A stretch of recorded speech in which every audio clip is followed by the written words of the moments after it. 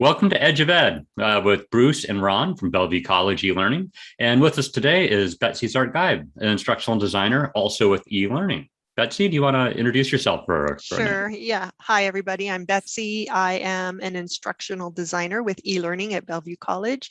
I've been in this role in its current form for a little over a year. And I specialize in thinking about how to make content accessible, online content accessible, as well as how to bridge the sort of pedagogical needs. I can never say that correctly, but how to use design to make sure that your instruction is doing what you want it to do. Thanks, Betsy. The area we're going to focus on today really has to do with the nature of video lectures and kind of the history of lectures and why are we using technology to deliver lectures in a traditional way. And we don't have any answers. We don't have any final answers, as Betsy can tell you. But we will be moving through some material here. Also take a look at that topic. So, I was going to give a little history here about how we got into this topic. And for me, I think we got started around the time that we found out that there was going to be some recording tools in the classrooms because we're moving back to campus now from our COVID shutdown. So I don't know how much will be on campus in the wintertime, maybe a third, a half, something around there is the expectations. And so there's been cameras and microphones put at just about every desk in the classrooms. And so we just found out about that in eLearning.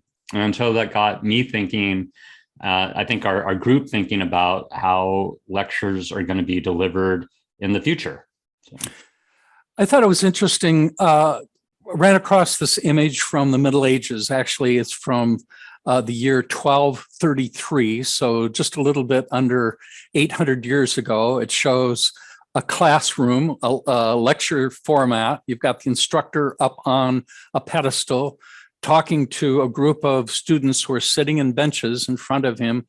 The front row, you've got really the star pupils, are there listening attentively. As you move back, there's a guy who's asleep. There's a woman who's writing a letter. There's some people talking in the background. And actually, it's maybe my reading into this, but the instructor looks quite upset that people are talking while he's talking. So I thought this image was kind of an interesting way to set off what we're talking about today. Exactly. I thought it would be fun also that we take a look at something more recent, 1961. This was an image from a technology-enhanced classroom, a television, educational television from Purdue. Purdue had a plane that was flying around broadcasting educational television to classrooms, and so that was what was happening in that picture there. So, Betsy, you've got some interesting quotes and perspectives that you're bringing into this. Yeah, well, I appreciate that sort of history behind, first this image, as you said, a medieval image of an instructor who's delivering content to the students who are sitting in rows of desks. And you fast forward it to the 1970s and the instructor's been replaced, the human instructor's been replaced by technology, but you still have the students sitting in rows in desks. And the reason I find this so fascinating is that I have met with many instructors during the time of the pandemic who wanted to and needed to, I shouldn't say wanted to, they were forced to put their content online for the first time. And their go-to, it's just so fascinating to me that the go-to is, oh, I'm going to just record my lectures and I'm going to make that available online, followed by a quiz or a discussion or something like that. And I find it really fascinating, honestly, that modality has lasted throughout time, even though the times have changed, the technology has changed. And I'm just curious about why that is and what purpose that might serve. I thought there's a, oh, go ahead, Ron. Well, I mean, I think that a large part of it is time, right? It's just what we know. So early on in the pandemic, people might go to that because, oh my gosh, we have to go online literally tomorrow, right? And that's what happened. And so it made sense in a lot of ways to do whatever means necessary. But then as we get on in the pandemic, and at the time that we're recording this, it's been close to 2 years. So then it's like, well, we keep reusing the lecture as we do in a lot of online classes anyways, pandemic aside. But then with the pandemic, it's like, oh, but we're so stressed out or there's no time. And that may be the case that there's no time, but it seems like that's just something we continue to hear about. So aside from just trying to convince people which might be the better way to learn pedagogically, right? There's also the issue of just people wanting to do it. It's like exercise, right? We all know that running around the block every day, what have you, is going to help your life. But at the same time, trying to get people to do that en masse is really hard. So Betsy, I'm curious, what are some of the areas that you are exploring to sort of move away from the standard lecture delivery way of presenting information? What's the territory that you're exploring now to sort of enhance, to take advantage of the technology to enhance the classroom experience? Right. So in all honesty, I am not teaching currently. I taught, let's see, I taught a class in winter, and I'll be teaching another class again in spring. So I will have gone about a full year without teaching. So when you asked me about exploring, this exploring is in theory at this point, somewhat. So some of the things I have tried in the past, but you know, one of the things that I have read about in terms of what online education can do well is to promote this idea of the social construction of knowledge. So when we compare the central authority figure, i.e. the instructor, delivering content to students, delivering the important information to students and telling them what it is that they need to know about a subject, we can compare that to the instructor maybe guiding students about how to think and how to find information and how to use one another's knowledge and how students can communicate with each other to socially construct an understanding of that same concept. So in one case, it's highly hierarchical, right? And the other case, it's potentially more, I don't know if I want to use the term democratic, but it's more crowdsourced, right? It's just more open. And so I've been playing with those thoughts in some of the design that I've been doing, where you have students bring together information and talk about it, and the instructor's job in that case is to help them filter through some of the noise to get to that understanding of that concept. So I would say that's one thing. Very quickly, the other question I know Ron and I have talked about a lot is, if I can find already professionally produced videos in my subject area that are fully captioned correctly, use great graphics, are the right length, what advantage is there to me as the instructor producing a video that isn't as professionally done? And I'd be curious to hear what, I know Ron has feelings about this, about what sort of the pros and cons are of a professionally produced video versus one that an instructor has done that isn't quite as glossy and isn't quite as nice. So two things, I'm playing with these professionally produced videos, and number two, I'm playing with this idea of the social construction of knowledge.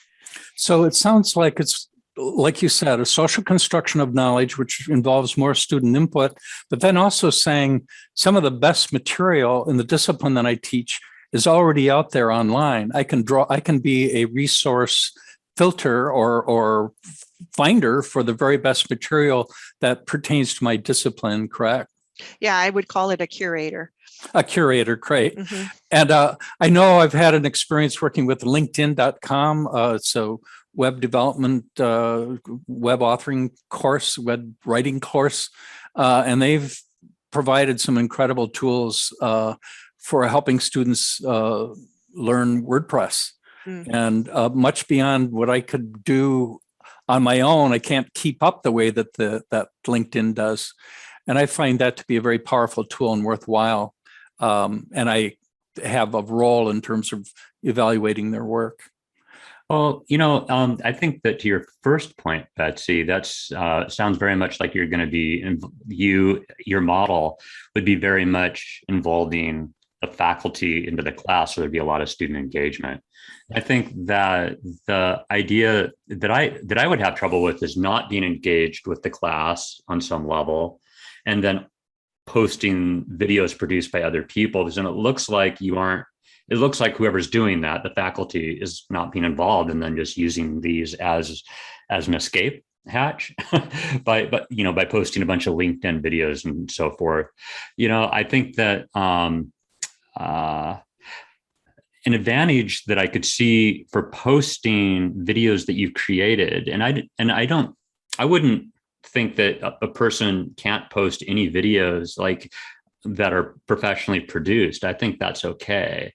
I think it's okay in my philosophy to post LinkedIn and so forth. I would just want to have some interaction personally. So I would want to have like a welcome video at the beginning of each module and to talk about what's coming up, that type of thing, or to let people know that there's these resources that we'll be tapping into, and I can't produce better than these that you'll be watching. So let's go in and watch them. I would want to be engaged in that way just personally. And so I would post a welcome video. But, the reason why a faculty may want to post videos very specific that they've created would be student engagement on some level. And when I'm talking about posting videos, I'm thinking more like 2-minute to 10-minute videos, just real quick. I don't know, just in time learning, I suppose would be the term for that. But then also the videos can pertain to a particular assignment. So I can't just link. I don't feel comfortable just linking out to a bunch of videos on JavaScript when I teach JavaScript, because I might be teaching a specific part of JavaScript and a specific assignment. So I want to address that assignment in my videos. So that's one reason that I would post the short videos. I love that, actually. I think those are really great uses of video in an asynchronous online class, because to me that signals a lot of teacher presence. Especially if you are taking the time to explain an assignment to a student, or even suppose you do have these outside produced videos that you've brought in, you can prepare the students to watch it, as you said, by saying, okay, so notice, whatever it is that you want them to notice. You can prep them for that so that they're primed and ready to learn a little bit more, and they're not just watching it willy-nilly. All of those, I think, are really great ways to use instructor-produced videos and demonstrate teacher presence, which has been shown to be an important component to online student satisfaction. Mm-hmm. So it sounds like part of the magic mix is we're using the technology to deliver information, but there needs to be a human presence behind it, a relationship behind it, that the student senses that you're not absent delivering content to them without your personality inflected in that, correct? I would say so. Yeah, really students.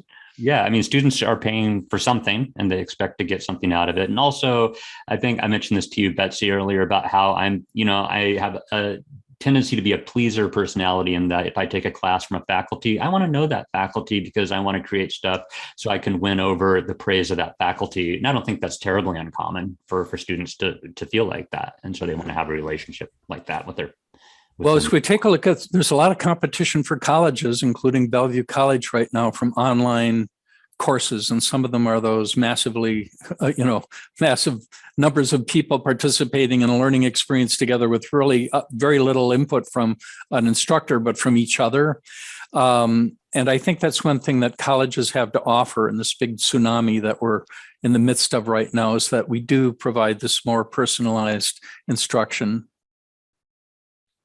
That's interesting to want to veer away from lectures entirely. And so I think that we agree, maybe the three of us agree, that just posting a long hour-long lecture or 45-minute to hour and a half long lecture isn't really going to do the trick. I think there's some exceptions. I recently had been hearing about some art lectures. Bruce, you had talked about some really well done lectures in the art department that we learned about at Professional Development Day. But those are almost more interactive lectures, and not just one person having the whole floor. So. Yeah, getting students involved. And the example was a sculpting class where students were engaged from day one with building ideas in paper, and then amazing. photographing them and then posting them. And it was fabulous and really great way to approach material and get students away from just listening to somebody talk. So, right. Yeah. Well, is there anything else that anyone wants to include in our discussion? Because I think we're getting close to a wrap here. Betsy, any concluding remarks? Well, I'm at the point right now where I personally am really trying to figure out how to do interaction and engagement well in a fully asynchronous online course. Outside of our typical, again, lecture, quiz, lecture discussion, reading discussion, right? What are those really super engaging projects that we can have our students working on? How can we get our students to be learners, not just to be, again, fed information? And so this is where my mind is, and I'm questioning, right? Like I have lots and lots of questions and no answers at this point. So I just appreciate the opportunity to kind of chat with you guys about this and for us to be exploring videos and what works well with videos and how to engage our students. Well, we have a lot of territory to explore. We talked about virtual worlds, and we also have these new streaming technologies that are coming on board. And this will be a fun conversation moving forward.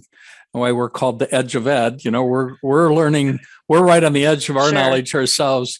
But Betsy, thanks a lot for coming on today, and I hope you come back lots of times because you've got a wealth of great stuff to talk about. Thanks, guys. Bruce, just one other thought that I had here was that we have, there's so much data out there that shows that, having more interaction like Betsy is talking about works, right? But then it's hard to convince us because of time, but it might be hard to convince faculty about this as well, because they look at their classes and their students, for the most part, are succeeding. So why would they change? Because their students are succeeding, right? And so they might be measuring it on that basis. And so it's a matter of letting them know, well, your students may be succeeding, but a thing I was thinking about recently is that the students are succeeding because they're like in spite of it. In a way, maybe they're just trying to succeed no matter what because they want to learn this, but we could make their life easier. And that's just one thing I've been thinking about as well. So I wanted to throw that in there. And thank you, Betsy, and thank you, Bruce, again. That was great to talk with you. Okay, we'll be back. Take care, you guys. Thanks, Betsy.